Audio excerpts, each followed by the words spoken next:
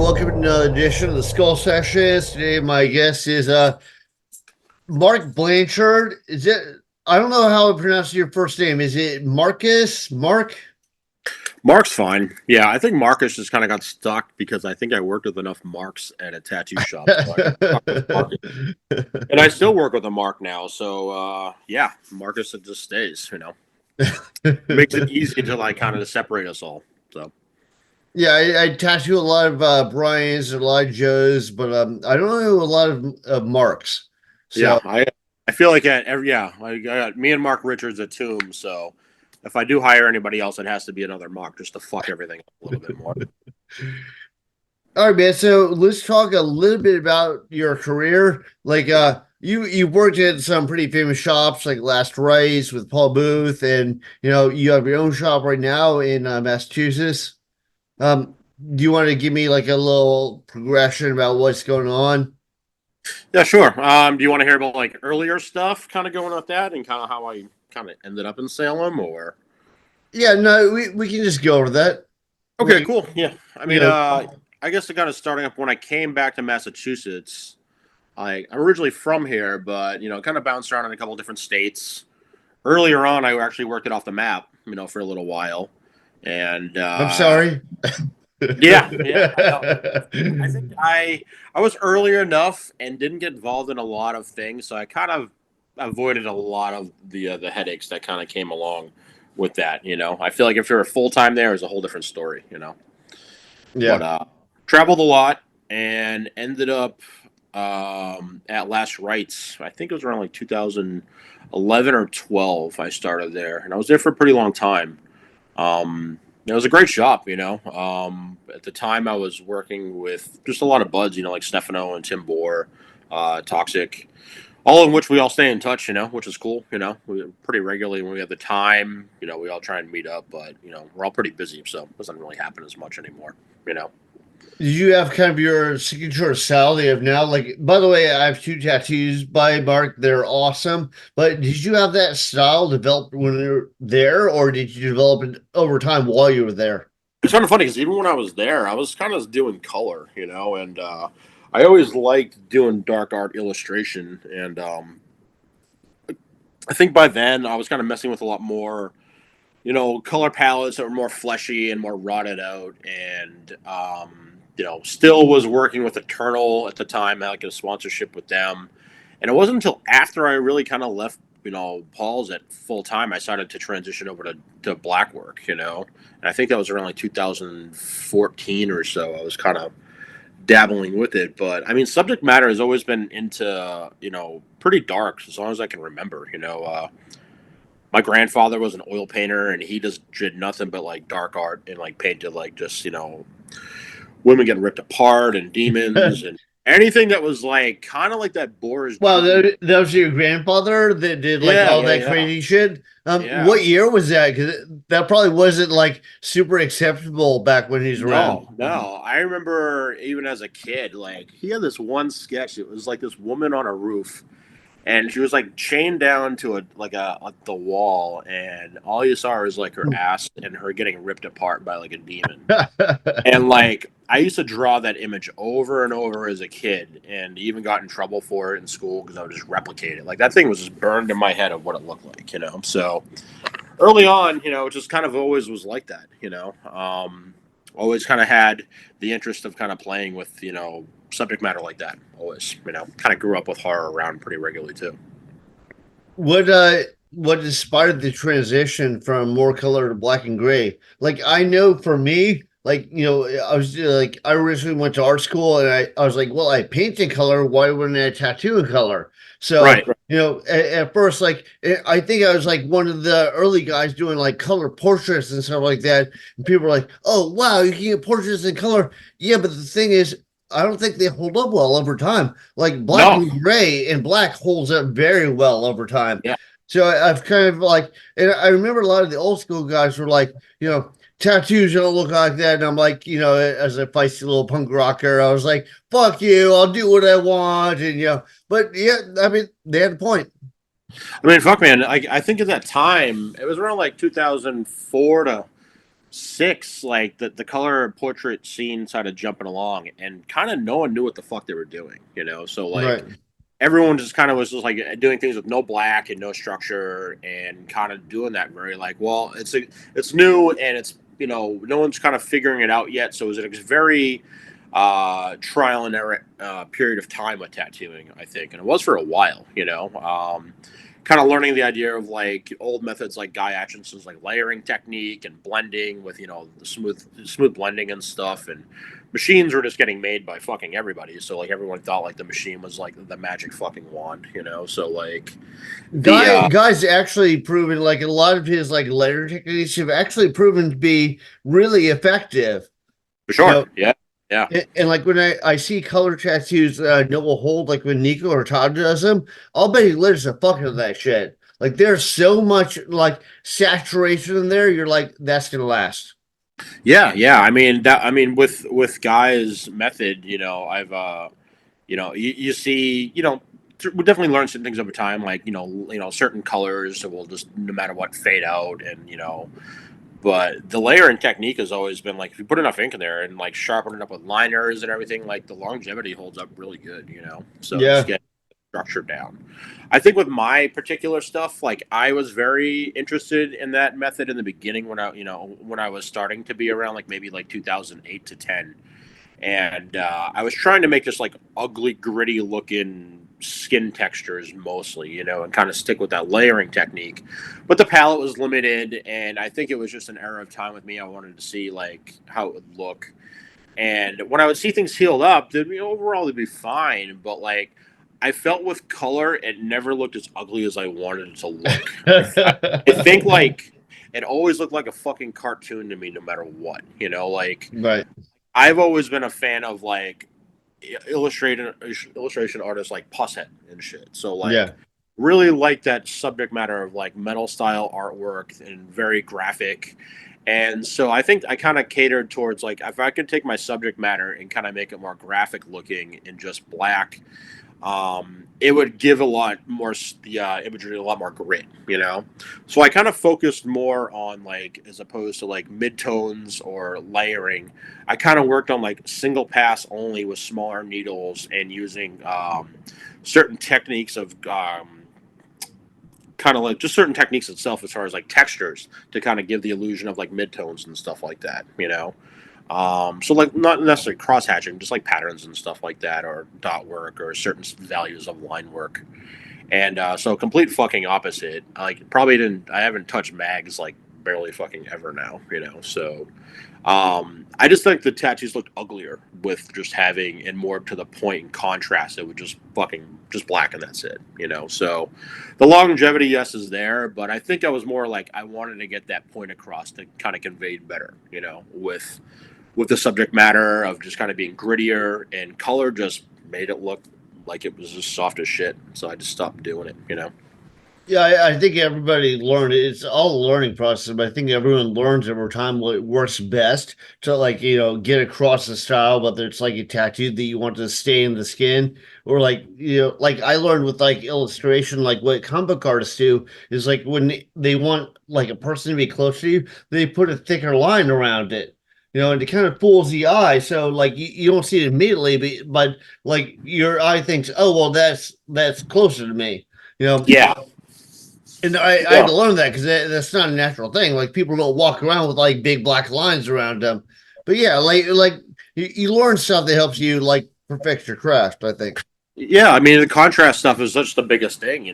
Like when I never really even liked much traditional methods of black and gray. To me, I think when I started seeing black and gray as younger, like I think people just lined everything in black and did like a mid to a light tone gray shading. Everything had to be soft. And everything looked like it was equal value, everywhere, like dark light, dark light, dark light, everywhere. So like nothing kind of stood out that much. So Yeah, no, I hear what you're talking about. And what's funny is like the people that kind of like blew my mind back in like the '90s. I'm like, I look at it now, I'm like, what was I thinking? yeah, I mean, I think maybe a lot of that was just like technically they could really get cool, great details in there. Yeah. So, I think now, I think simple is better kind of in a lot of ways. If you can kind of see something, from a distance and it reads well, that's great, you know. And the same thing, even with sketching design ideas, like I do the same thing, like small little thumbnails to kind of be like, does this look good enough to I can kind of read things right now? Then I kind of blow it up and start rendering out things, but not going too fucking crazy. I just wanted people to kind of see like where the details where I want them, you know. So silhouettes and shit in the back matter, you know, stuff like that. Just kind of bringing that, you know, that black in the back will help that foreground, or vice versa, you know. Well, I remember both times when you tattooed me, like you drew up a couple illustrations and you asked me like, where I was going with this, what I was feeling. Is it kind of your normal process? Well, with like asking the directions of like the subject matter or the Not actual asking, not technical just part. asking directions, but like thinking of the direction and having like a couple illustrations. Because I know if I did like a couple sketches, like I always ask all the details, before I draw something up. But like I Oh yeah. don't, I don't draw up several and say, "Hey man, here you go." Oh no, no. I mean, I kind of feel like, you know, if people are kind of coming to you for a subject matter of one thing, like I'm gonna draw that one thing my way, you know, and that's where you're gonna Right. get, you know. So if I draw up a couple extra, it's probably because I was just had the fucking time and was just doodling more and like made something else. But like even I'll probably only show like somebody one of them, you know, just because like Oh, so I shouldn't feel special. I like to call myself out and be like, make sure anyone doesn't feel special. So yeah, All right, but so yeah, what are you're saying? I think Paul was telling me or Bobby was telling me that they talked to you and like you were transitioning from like like your mainstay being tattooing into doing a bunch of artwork for other stuff. Why don't you talk about that? yeah. Well, me and Mark Richards, you know, we've had Tomb for for 3 years now, and you know, Mark comes from an illustrative background, working with bands. So me and him started kind of working with, you know, collabing together pretty regularly on just like if it's for like stuff for bands or us kind of coming up with things together. So we started doing a lot with Tomb as far as just branching out. And I think we're kind of Did going different directions with that a little bit more now, you know. So, did he do that Austin banner that you have at conventions? Like with the um, skull? yeah, that's Mark's one actually. We're Yeah. making a new one right now, and it's fucking funny. It's like this big bloated out woman, and she's just like kind of got all these like quado babies growing out of her guts, and like all of them are like every. It's got like multiple boobs, and it's just got these big like tube nipples, and everyone's like sucking on them and shit like that. So that's gonna be our new banner, and like. I already drew it up. I'm waiting for Mark to finish it and kind of render it and color it. So yeah, that one's. I'm looking forward to that one a lot more. Yeah. So new banner coming up this year. So where are you going with Tomb Gallery? Like, where do you said you're doing a lot more now? Maybe you're kind of changing the It, direction a little bit. yeah, it's switching up a little bit because like we already have the store and the Tomb line like of our clothing. It's great, and like it's just me and Mark kind of started that, and it accidentally started getting bigger because we just made so much merch for bands that like we just kind of brought that over to making our own stuff and how we design things. So Tomb's kind of running a lot more based off of like merch. So Mark's kind of running that a little bit more, and I started transitioning over in the last year that I'm doing special effects makeup. And so I've been kind of at it for a year now. And I pretty much break up my time of like working in Los Angeles and back in Salem. So I'm kind of bounced between those two spots right now, you know? And everything's like month to month. Like this month, I'm mostly like fabricating like masks and props and things like that. Because right after Detroit Tattoo Convention, I'm flying to St. Louis to work at that Trans World Convention. It's like a big haunters convention. No, it's So like, awesome. Is yeah. So it tattoo at all, or is it like no, not at prop? all. It's Nice. all like everything I'm mostly doing with the special effects is like either like makeup and prosthetics for people or on people or costuming, and we do a lot of prop making as well too. So like everything is just mostly those two directions. And sometimes we'll do music videos a lot, where sometimes we have to have like creative control to make sure like if we're making things in props or having makeups, like they're kind of shot a certain way to kind of get the best depiction of them, you know. So Oh, we're I kind of just dabbling in a I lot. I just thought of something. So with the when you do the videos, like what did you say that you're doing the videos for right now? Like the like short like prop videos? No, well, like we're doing, well, we have our own stuff that we're shooting, but we when we do videos, we do a lot of like music videos. Like my partner Okay. Missy, she does and fabrications. She's been at it a very long time, but she's been shooting videos for a long time with mostly metal bands. Like so, let's see, last one we did was for this band Vitriol that her and I worked on, and it was kind of a mix of like some makeup work and body suspensions, and just we had a certain ideas how we wanted it to be shot, So we did that in November. Would you or her be up for or open to like doing book trailers for people? Because I know people are always looking for people to do book trailers, and you have 20 million fucking marketing people that are like, they're like, yeah, yeah, I'll blow it out, and what they do looks so generic, and people pour money into it. It's like, dude, you wasted your fucking money. What usually goes with the book trailers? It's just like I'm not really familiar with too much of it. Yeah, it'll be like I'll send you a couple so you can see, but I mean, we're talking like 30 seconds or a minute, Oh, okay, okay, yeah, just like kind of getting the point across on a quick like Yeah, it's kind of little preview. like think of a movie trailer, but much shorter. Okay, yeah.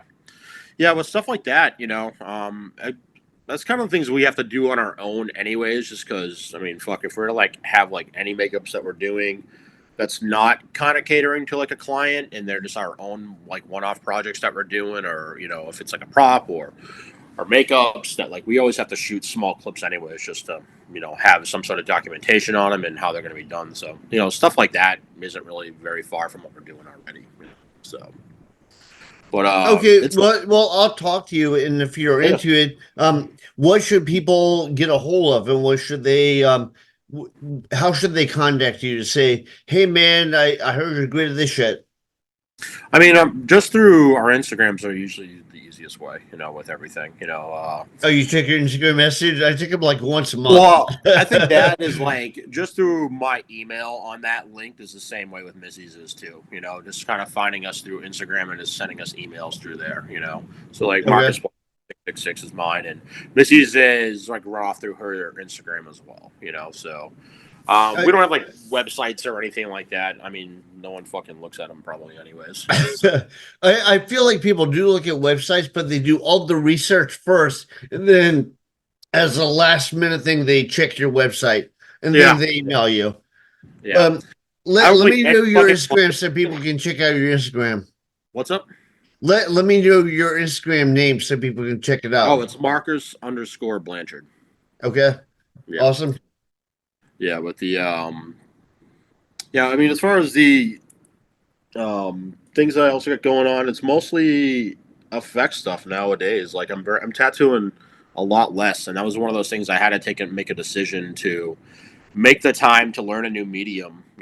And by doing that, you're like you got to sacrifice time in what you have. Right. So last year, every time I would like do a tattoo convention or a guest spot, I'd piggyback that trip and go straight to meet up with Missy wherever she was at, work on whatever projects we were doing, and trying to work the best to kind of make the schedules kind of work.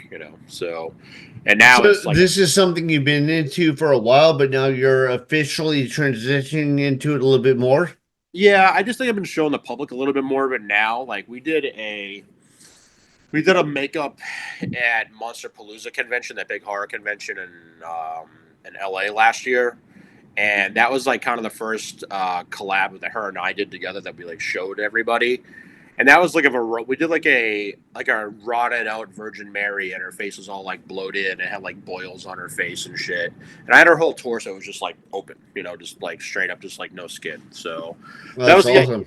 that was the idea of it. So like for that one, like I kind of had the concept, drew up a few, had a few sketches, and Missy kind of transitioned to that to make it work with prosthetics, and makeup. So her and I just try and make everything as uncomfortable as fucking possible. That's It's awesome. yeah, Yeah, yeah. So, this is like back in like I don't know, like 2000. I don't know, 2008 or whatever. They had an art show called Visions of the Virgin Mary. I'm like, Uh-huh. can I do whatever the fuck I want? They're like, sure.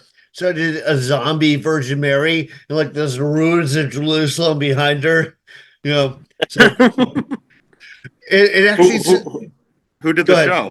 Who did the Um, show? it was I think it was at Transcend and I remember that show. I oh remember that. Yeah. 'Cause I think I yeah. was living in Connecticut at the time, so I do remember that. Yeah. I remember that was I think the first time I met Nick Baxter in person, he had these long blonde dreadlocks. Oh yeah. I think I And he's always been a quiet person, but he was really quiet back then. right. Yeah, I don't think I met till Nick till like years later, but I always heard about the dreadlock. It's yeah. So he was always in. Maybe it was just like a dreadlock hippie hardcore kid at the time or something. So I think I mean those like all the hardcore bands I know. I'm like, hey, this band's like, oh, I remember them, or yeah, I'm going to see them. So I'm like, oh, someone else pays attention to that shit. oh yeah, especially in the area growing up in New England, it was just like you kind of got bombarded with hardcore. Especially if it was like Connecticut or Massachusetts and stuff like that. So yep, that was a pretty common thing we all had that we all had in common. So All right, well, I don't want to make this like super long. I told you I'm trying to keep it around like half hour, but yeah. let me delve real quick into horrors. Like, so what's your favorite horror? Like, you could throw out some movies or books or whatever. Like, Okay. because they're all different styles. There's everything from like the scream, kind of like tongue in cheek comedy horror, to the more like brutal, like Martyrs. I think Martyrs is an awesome movie. Yeah. Let's see. I mean, I've always liked the earlier like 80s, 70s, 80s horror a lot. When the 90s kind of came around, it'd be very selective. I kind of feel like a lot of it kind of dropped down and it wasn't as experimental. So, for 80s stuff, I would say stuff like The Gate, Critters, I Nightmare on Elm remember the Street. gate. Yeah. Yeah, The Gate was a shit, man. Yeah. I went on a hunt to try and find a lot of gate rare prints and stuff like that for my house. So, but yeah, stuff like that was always like a plus as a kid. Always like sneaking off into like the video store and checking out all the covers of all the horror movies and just like being like they had a certain style to them too. Yeah.